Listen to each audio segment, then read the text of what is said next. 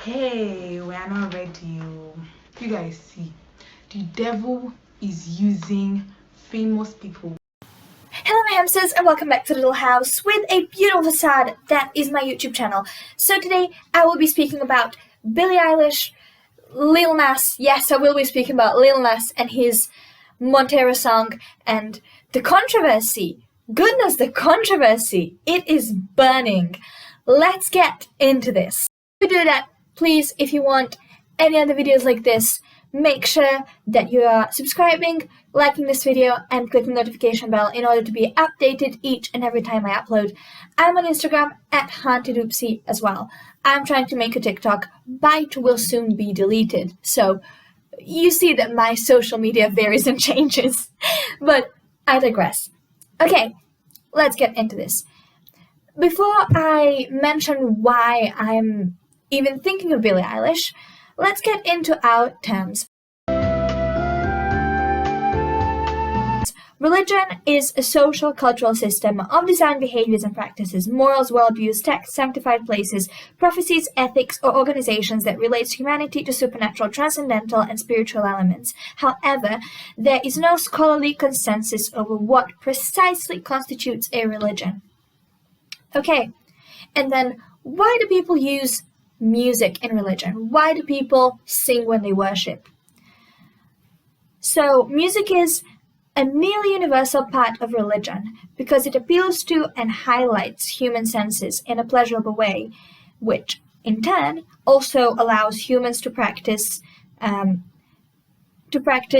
worship, in a more enjoyable way with music included in that.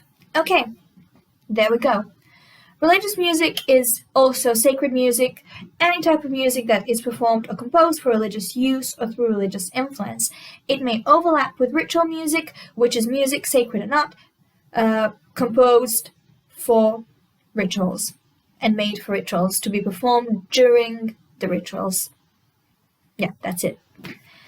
Okay, there we go.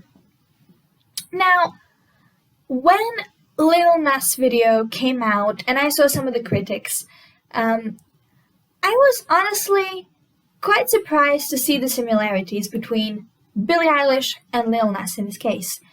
As far as I understand, Lil Nas was trying to present his experience as a gay man in the rap scene and how that was and the things that he was told because of who he loves. And I think a lot of people will resonate with that message, especially if they were hurt by these things in the past. Things like that genuinely bring people comfort. So, yeah, and the imagery is, I guess, his creative choice in my opinion. But enough of my opinion. Let's try and trace this back.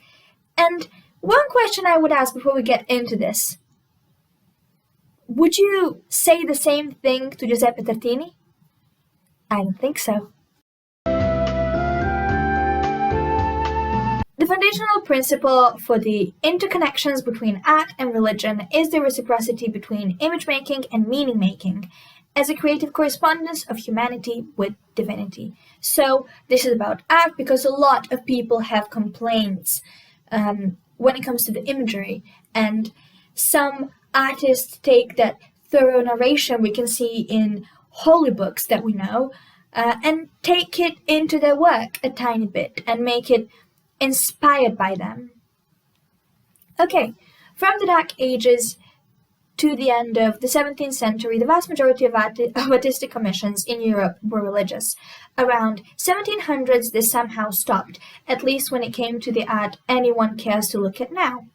The great artists of the 18th century and since worked for secular patrons and marketers. Now, that does not mean that we don't make religious art and music anymore, but this is just kind of an overlook what happened with art and imagery.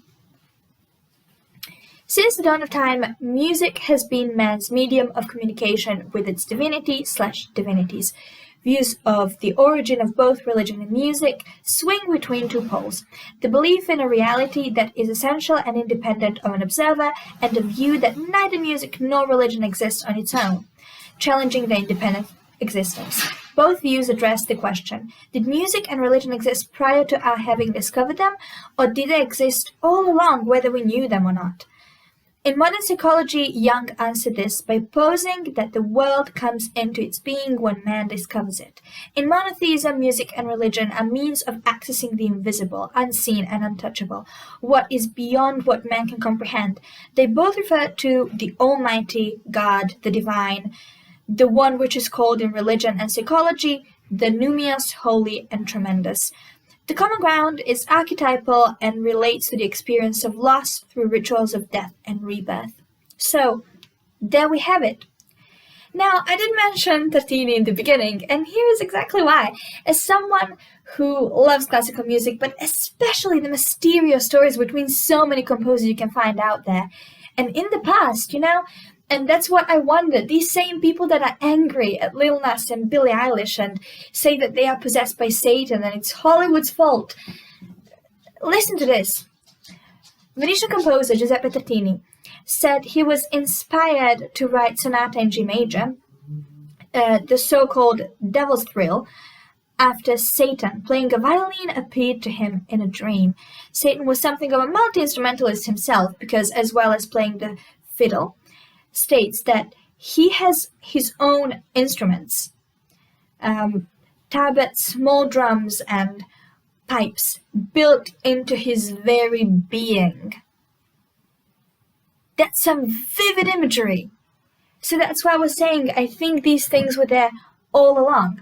So you may ask, yeah, oopsie, but how has this been here all along? How do we connect this with modern music at all? So, we do via this tiny little link. More than a century ago, Jelly Roll Morton was thrown out of the house by his grandmother for playing quote-unquote the devil's music. But jazz was by no means the last form of popular music to be labeled as being in league with Satan, a charge that was later leveled at blues, rock and roll, heavy metal, and hip-hop, and specific artists. There we go, that's where we get suspiciously close to Billie Eilish. Specific artists such as Eagles and the Rolling Stones, as diverse as that. Now, as I've said, we're getting closer and closer to the sun. What does Billie Eilish think about religion? What did she say? Does she have any fixed views? Did her views change? Did she have a shift of heart or mind, whatever you want to call that? I don't know if any of you know, I don't think I've ever talked about it. When I was a little kid, I was super religious for no reason, she said. My family was never religious. I didn't know anyone that was religious, and for some reason, as a little girl, I was just incredibly religious. And then at one point, I don't know what happened, it just completely went away. Now, that is an experience whether some people like it or not. That's very common. It's enough to search it online to find plethora of people who will speak about what went through their mind and their faith crisis and how things happen. Now, I'm not saying this is a faith crisis, but these are things that you can find online. So, again, Billie Eilish is, as any of us, a human with growing and changing mind, and, that's, I think, the best conclusion to make from her views. But what concerns me, though, is that from statements like that, some people go on to say, can I be a good Christian and like Billie Eilish's new music? Now, I'm really, these are the things that really get me. Because I don't think people should feel like they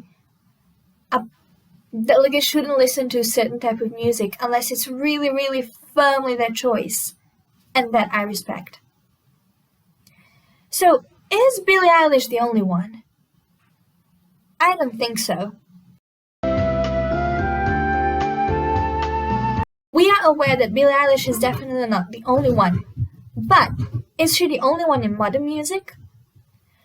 No. Madonna marked the 30th anniversary of the Like a Prayer video, where she danced in front of a burning cross, kissed a black saint, and caused so much controversy she claims it cost her a multi-million-dollar deal with Pepsi. Now, that's something. Lady Gaga portrayed herself as a Mary Magdalene in the video for Judas, released close to Holy Week and Easter 2011. The Gaga said it was not a purposeful attack on religion. The only controversial thing about this video is that I'm wearing Christian LaCroix and Chanel in the same frame. She joked. So, I think that the best conclusion to make out of all of these things is that sometimes our judgments are just simply misplaced. We as humans are obviously not perfect. And here we go. I think this shows what Eilish thinks of her lyrics and what was the main purpose of them. The art is open to interpretation. As is this video, I would like as many diverse opinions as I possibly could get in the comments. A closer reading of Eilish's lyrics suggests the outrage is misplaced. Hills are burning in California. Sea levels are rising. The pearly gates are a picket fence. Far from idolizing the devil, Eilish has confirmed the song is largely about the threat from the climate crisis. The world's being ruined by us. You know, it's literally us, she said of the song in an interview. And all the good girls will find themselves in hell along with the bad girls when it eventually comes to earth. I think that's a very powerful statement. And sometimes artists kind of want to channel their creativity, as I've already said, through this medium of religious themes, using themes like the devil or angels or even crosses or singing about God as a whole. Think of God as Woman by Ariana Grande. That's the situation. So yeah, I think sometimes outrage is misplaced, and that's the reason why we need to be really careful when it comes to speaking and judging artists specifically, because art is messy and complicated. And I think although Lil Nas apologized for releasing the Satan shoes, I don't think he will be apologizing for releasing the song anytime soon. That's around it. Now, all that's left of me is to ask you to do all the stuff that I'm supposed to ask you to do in the end. Go ahead and, do all the stuff. Just, the video's gonna play. Thank you all for watching. I absolutely adore you, and see you next time.